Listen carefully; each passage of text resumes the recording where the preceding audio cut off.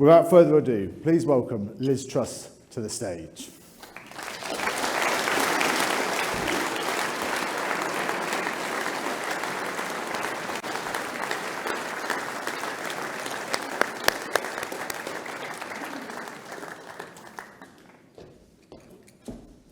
Hey Liz, see you. Good to see you. So first question that I wanted to ask is that there's a generation that are sort of 35 and under that have effectively only ever known a sort of permanent sense of crisis almost, whether it be the financial crash, Brexit, COVID, and now the news from the Bank of England yesterday about possibly one of the longest recessions we've ever seen and the tightest squeeze on living standards. What's your pitch going to be to win a fifth term? Well, the generation of people who have grown up recently, the under 30s. First of all, I think that they are natural conservatives. They're more likely to have started up their own business than older generations. They're more likely to have a side hustle in whatever work they do. They're doing things alongside it. I think we've seen a real generation of self-starters who've had to cope with the difficulties of COVID. I've got two daughters, aged 13 and 16. I know it's been tough for them being out of school, but I do think it's also created a certain kind of resilience. So I think we've got an incredibly talented generation coming through. And I think what we have to show as Conservatives is we're on their side. So one thing I would do is make sure people who rent are able to use their rental history to get a mortgage. So it's easier for young people to get on the housing ladder. I want to be able to hold universities to account better to make sure that they are providing face-to-face tuition as well. And also, I want to look at some of the levels of interest in the student loan system to make sure that those students and ex-students are getting a fair deal.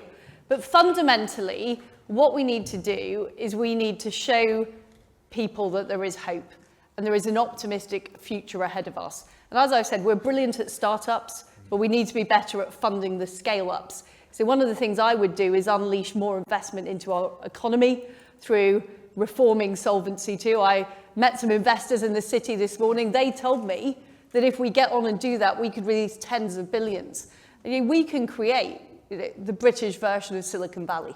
We can create real opportunities. We have a talented generation of young people ready to take those opportunities on, but we need to get the growth and we need to, I know there are difficult forecasts out there, but forecasts are not destiny. And what we shouldn't be doing is talking ourselves into a recession. We should be keeping taxes low, doing all of those things we can now do differently because we've left the EU, and really show young people in particular the huge benefits of being a Conservative. And let's pick up on something specific there in terms of when it comes to the energy bills, because that is something that is rising. And by the start of next year, you're up to the point where an average household could almost be spending 20% of their monthly income on energy. But they're people protected by the cap to an extent. Businesses aren't. And if you're going to be in creating a product this winter as a business, it's going to be really tough. What can we do to help those people? Well, first of all, reversing the national insurance raise will help business, and that's important. Keeping corporation tax low will help business and help keep us competitive. That's also important. But what I want to do is have more incentives for the oil and gas companies to use resources in the North Sea, to exploit more gas. I want us to frack in parts of the country where there's local support so that we can get the energy security we need. And also what I want to see is fast forwarding of things like small modular nuclear reactors, nuclear projects. We need to be quicker at building projects. That is another thing that's too slow at the moment. And I would legislate to reform some of the rules that allow us to move forward on those things earlier. I just want to say one more thing about young people. I mean, people may know about me that I have a bit of a dubious past, and that when I was a teenager, I was a member of the Liberal Democrats. But sorry. We all made mistakes. We all had teenage misadventures, and that was mine. Some people have, sex, drugs, and rock and roll. I was in the Liberal Democrats. I'm sorry. But But I became a conservative because I met people who were like-minded, and I thought, I believe in what they're talking about. You know, and it was, for me, it was about personal freedom, the ability to shape your own life and shape your own destiny. And that's what motivated me to become a conservative. So I think talking about our ideas is really important, and talking to other people and reaching out from the party. I think sometimes the Conservative Party is very, very good at raising money, and we should make the same kind of effort that we make raising money, reaching out to new people and convincing them about our ideas, because that's what motivated me to switch at that age. And what was the moment that you decided to sort of step in to the arena, as it were? Because we've got 1,000 members here this evening. Many will have served as local councillors and thought about filling out that kind of parliamentary candidates form. What was the moment that thought, I'm going to do this? Well, I was active in local association. I became chairman of the association, to be honest, because nobody else wanted to do the job. So obviously it was a very it was quite a small association in London. I became chairman, no one else wanted to do the job. And then, I became a councillor, and at the same time, I was just really interested I was working in the oil and gas industry at the time. It was an interesting job, but I thought politics was something more. Politics could help shape our country's future, and I think that's what made me sign up to get on the candidates list. And what is the Governor of the Bank of England today talks about people that have left the workforce, and actually this being one of the biggest domestic pressures that we've got on inflation, aside from Russia and so on. What will you do to encourage those people back to the workforce? What can we do about that? Well, the Governor is right. The reason we have an inflation problem is it's a supply side problem. There is not enough supply in our economy. That is why things like reducing national insurance will help contribute to fulfilling those supply needs. So it's not inflationary, it's actually going to help deal with inflationary pressures. Likewise, keeping corporation tax low will help new investment and help develop supply in the economy. On the point about people, you're absolutely right. There are 5 million people in Britain who are economically inactive. I think we used to call that being unemployed, but we now call that economically inactive. What I would do is look at the incentives in the benefit system, but also make sure that we are providing opportunity, or rather the private sector is providing opportunities. So when I talk about investment zones, that is about using a conservative way, low taxes to attract businesses to an area. At the same time, let's get people who are currently not in the workforce, encourage those people to apply for those jobs. So it's a combination of incentives within the benefit system, as well as actively providing people with the skills and training they need to do those jobs. But it is a massive challenge for our country. I know there are shortage of skills in hospitality, in social care, in farming, and we really do need to work to get more people back into the workplace after COVID. You only need to go down Eastbourne beach and see the amount of... Is that where you've been, Jimmy? It is indeed. Well, I spent I'm glad you've been having a good time. You're enjoying this really, Liz. Don't tell me otherwise. If you were 22 in 2022, what sector do you think you'd be looking at? Because there's so much innovation happening out there, as you say. Where do you think you'd be looking to go? Look, I think there are all kinds of exciting industries. I talked earlier about the local wine industry here, which is booming. Yeah. I mean, the fields are full of vineyards, which is fantastic to see. And I do like wine. I think that'd be a good sector to be part of. I think the tech industry is fantastic in Britain. But what we're brilliant at is the startups. And then there isn't enough funding coming through. So this is why I want to unlock that investment in the city into tech startups right across the country, and also make sure we've all got the super fast broadband we need to actually be able to run those types of businesses. And what more can we do to support fast-growing startups, the scale-up sector? Because we aren't as good as that. We are very good at starting businesses, but we're not as good as that growth side. What can we do on that side? This morning, I met a group of funds talking about exactly how do we unlock investment. And it is things like changing the Solvency II rules, which are very, very risk averse on how much capital is allowed to be released. Changing those rules would unlock huge levels of investment, which could go into helping Britain have a much faster growing tech sector, a much faster growing sort of scale up sector. So as you say, we're very good at the small businesses, but we need the next generation of Microsofts and Googles to be in Britain, not just to be in the United States. And that's why I think it's so important to take advantage of these post-Brexit freedoms. And how can we get more? Share ownership is at its lowest level since the 1980s in terms of people holding these companies and having a stake in our future. How can we improve that? Well, I think that's a very good point. I think one of the things we have been doing is working to make it easier to IPO in this country, to float your company in this country. I think we as Conservatives should be talking about share ownership and property ownership more.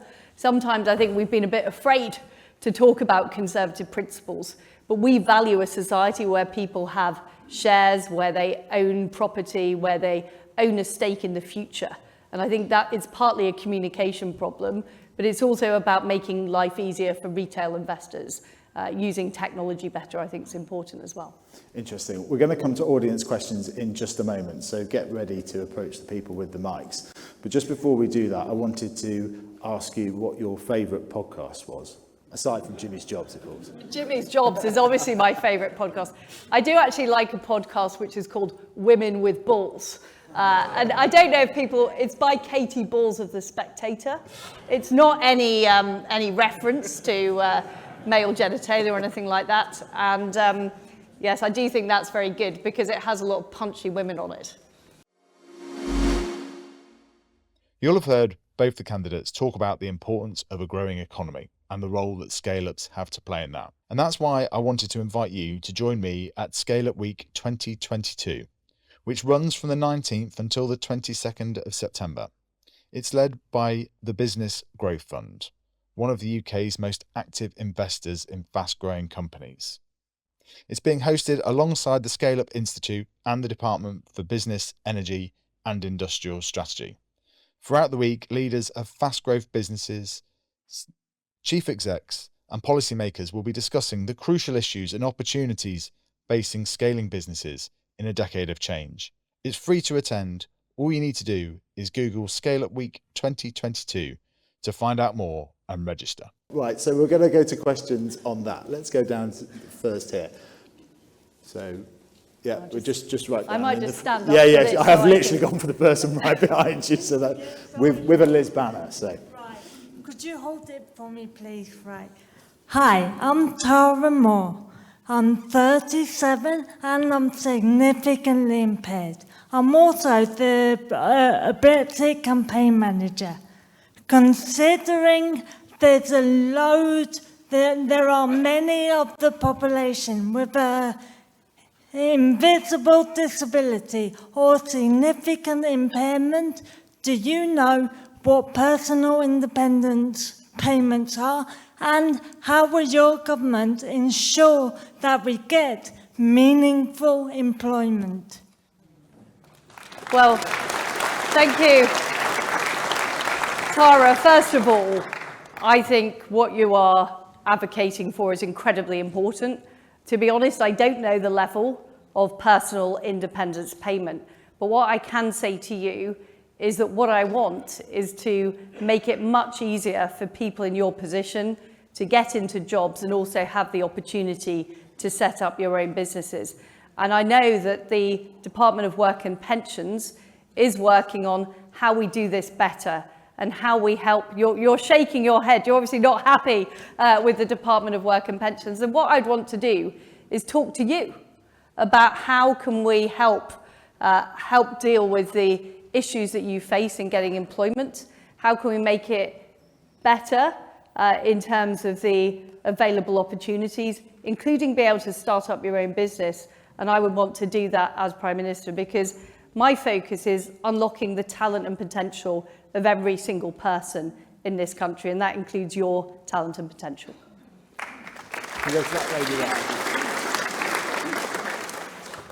Thank you very much. Good evening. I've got an eye for the next general election. The red wall voters were very, very important to us at the last election. What do you think you can do to retain the most of those votes going again to the Conservatives? Well, you're right about the red wall voters.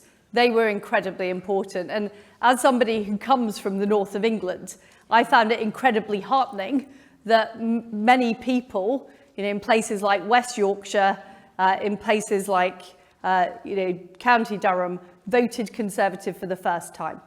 And the reason they voted Conservative is they were fed up of years and years of Labour letting their area down. And they didn't want to be patronised. They didn't want handouts. They didn't necessarily want more government spending.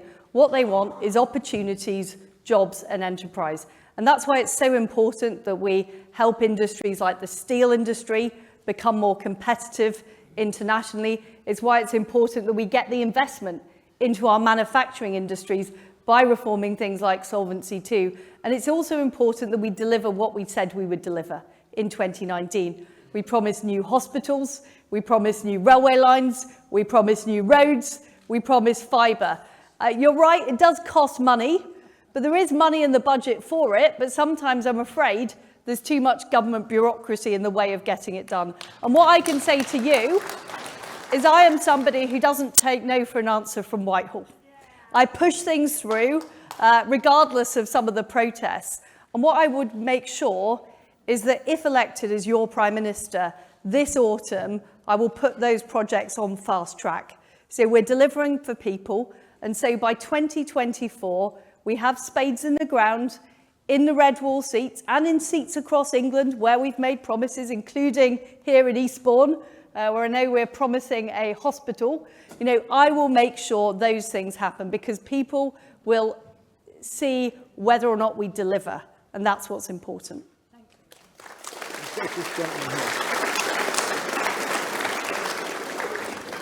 You touched upon getting people back to work.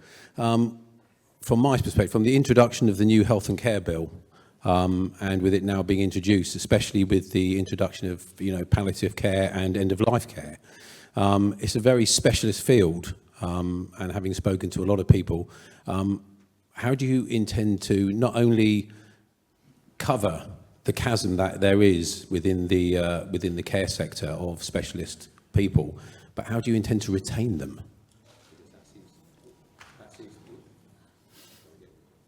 That seems to be one of the biggest issues we've got. It's not actually employing people or getting people into those jobs, but it's actually retaining them. Mm-hmm.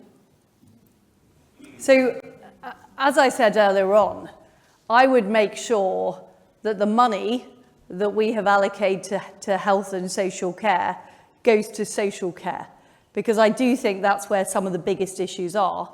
And what we have at the moment is people in NHS hospital beds because there isn't enough space in social care. So by giving the money to local councils to fund social care, we'll also be freeing up space in the National Health Service. But you are right about the motivation of frontline people in the health service and in social care. And partly it's about funding.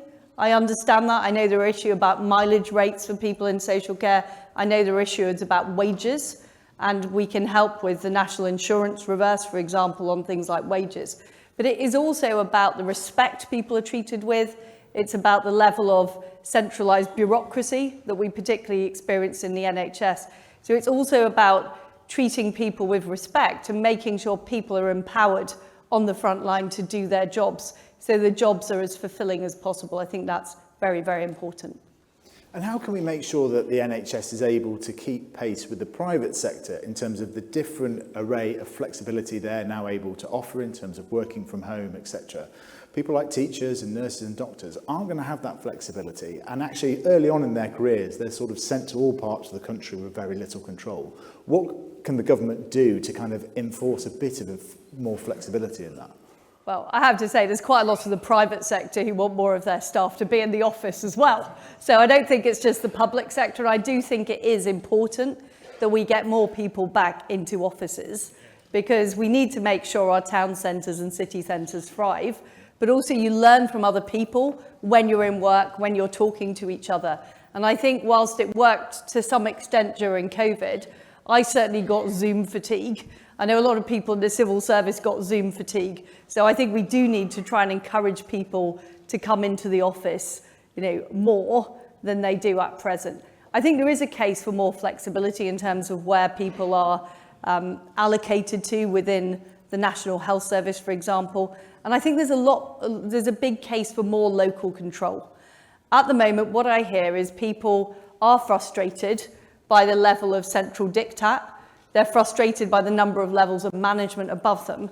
And I think by having more local control, you help empower people, you make jobs more fulfilling and rewarding, and you also get things done better.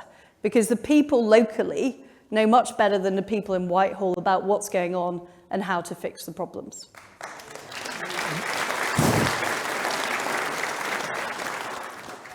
Liz, Vladimir Putin must have been over the moon when Boris fell, and certainly the Ukrainians were very unhappy about it.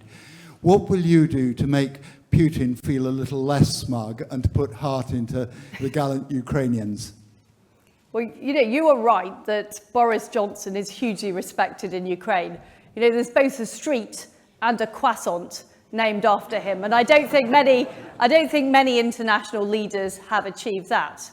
And it is because of the leadership we've shown in Ukraine, not just in supporting the Ukrainians, but also standing up to Russia and calling out Putin, calling out Lavrov, calling out the appalling aggression that has characterized Russia over the last 10 to 15 years. And I know, having dealt directly with Russia, that they are concerned about the stance that we've taken, that they can see the leadership we've shown, and I can assure you I will continue to do that. I will continue to stand up to Putin, stand up to Lavrov, but also put our money where our mouth is. And it's important that it's not just about rhetoric, that it's also hard security the UK is investing in.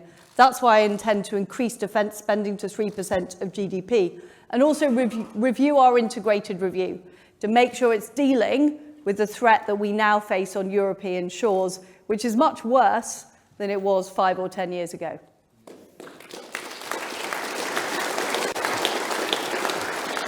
Thank you for all you've said so far. I'm in the hospitality sector, and I was listening to you say that you want to get some of that 5 million people back into work. I would like you to help me deal with the following cases.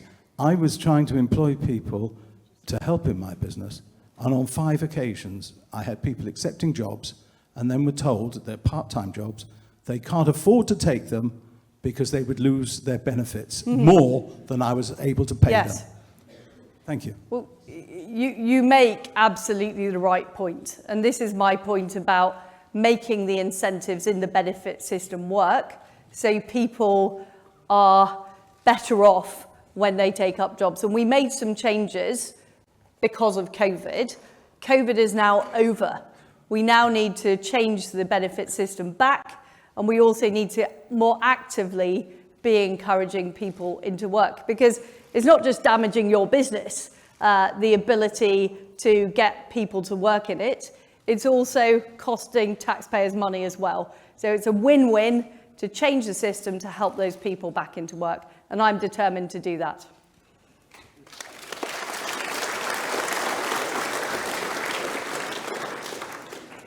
Hi Liz, I'm a teacher. I'm also a mum of a 13 and a 16-year-old. Can you tell us a little bit about what you would do to help children recover from lost learning after COVID? Well, during COVID, we developed a large number of tutors across the country. And what I would want to use those tutors to help children catch up. I would also want to make sure we're dealing with the mental health issues resulting from COVID. I know how hard it was for young people to be isolated during that time when they should have been with their friends, they should have been at school. So what I would want is more mental health support in our schools to help teachers out as well. I think that's very important. I also want to support schools to offer more wraparound care for children. I think that's really important for working parents, and it also helps children get more of that social exposure, which is so important to their development. But I know from having a 13 and 6-year-old daughter, it is it's an exciting age, but it's also a challenging age. And I think one of the big problems parents face is mobile phones and social media and kids contacting each other and winding each other up on WhatsApp is one of my concerns. I can tell you about teenagers. Sounds like a Tory MP's WhatsApp group sometimes, but it's not as bad as that. I'm not sure teenage girls are as bad as Tory MPs. I think that's that's being a bit struck. Gentleman here. Mike Staples, chair of the Conservative Policy Forum in Lewis and letter writer to the Telegraph. With hindsight, the mathematical modelling that led to lockdown may have caused more harm than good. We just heard some reference to it. Before restricting our right to heat our homes and drive our cars, will you critically examine the scientific groupthink for net zero? Well, although I am a fan of mathematics, and in fact one of the things I did as education minister was create the new big maths GCSE that my daughter has just sat, which she's not particularly happy about because she was saying, Mum, why did I have to sit all those extra papers? And it was basically down to me when I was education minister. I do think sometimes we use mathematical models where they're not appropriate. And the housing algorithm is a similar case where it's a human decision whether or not to build houses in a local community. It shouldn't be down to an algorithm. So I think we've always got to be very careful to intermediate with our own thinking about what is right for our society. Having been through the lockdowns and seen the experiences of other countries, I do think we went too far. And I would not want to have another lockdown, and no lockdown would happen under my leadership, I can assure you of that. But on the subject of net zero, we do need to transition to net zero, but I want to do so in a way that doesn't clobber households and doesn't clobber businesses. That's why I'd have an immediate moratorium on the green energy levy, while we look at better ways of delivering net zero that are using private sector innovation and technology to deliver it. And at the meeting I had in the city this morning, there are tens of billions of pounds chasing that green investment. That is what we should be doing. We should be looking at how we get that green investment into our economy at the same time as using gas as a transition fuel. Because I think that's going to be incredibly important in the run-up to this winter, where Vladimir Putin is going to try and play games with European gas supply, is that we are using our own resources in the North Sea.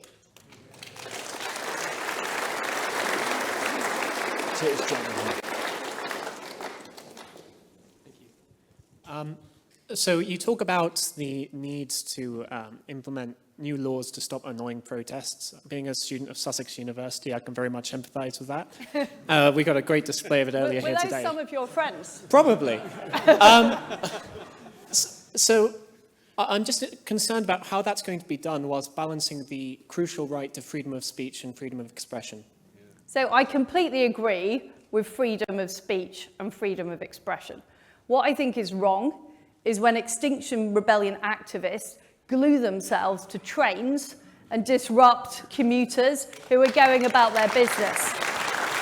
And likewise, I am fine with peaceful protests, but the situation we had in Parliament Square with a whole bunch of people camped in tents for weeks on end is not the same as peaceful protest. So to me, I'm a believer in freedom to do as you want, provided you don't harm others. That's the fundamental concept for me.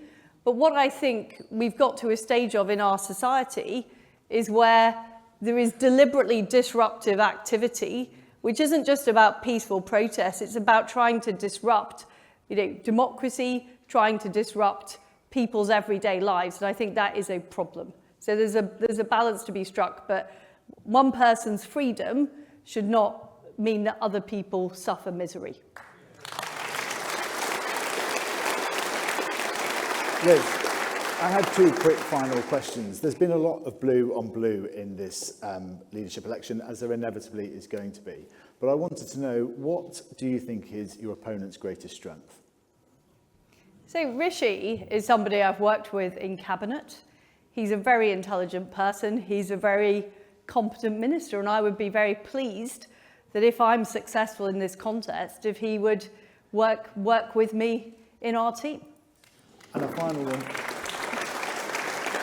And it's a very specific one and personal to me. You also have in common with him the fact that you are a parent to two daughters. And as we have recently welcomed our second daughter into the world, I wondered if you'd got any advice on bringing up daughters in the 21st century. So my number one piece of advice is delay as long as possible them getting a smartphone. That is genuine advice to every parent, because the minute they get their hands on it, it's an absolute nightmare. You know, I had to introduce this idea of a locked box to put their phone in, which was an old petty cash box, because it was just being completely abused. So I think that's my number one piece of advice, is keep them off the mobile phones as long as possible, and try and work with other parents in a club to stop them using peer pressure to get onto phones and social media. Brilliant. Thank you so much, Liz. That's been a brilliant session.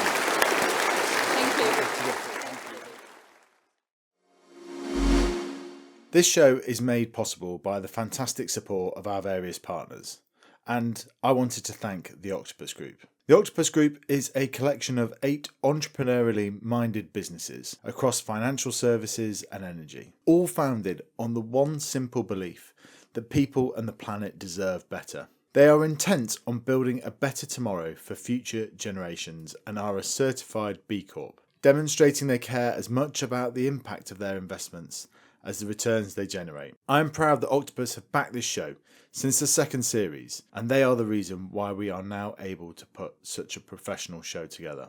To hear more about what they do, it is worth checking out previous episodes with the founders Chris Hewlett and Simon Rogerson, or the CEO of their investments arm, Ruth Hancock. If you want to see how you could partner with us, go to our website at www.jobsofthefuture.co. And now, on to today's episode.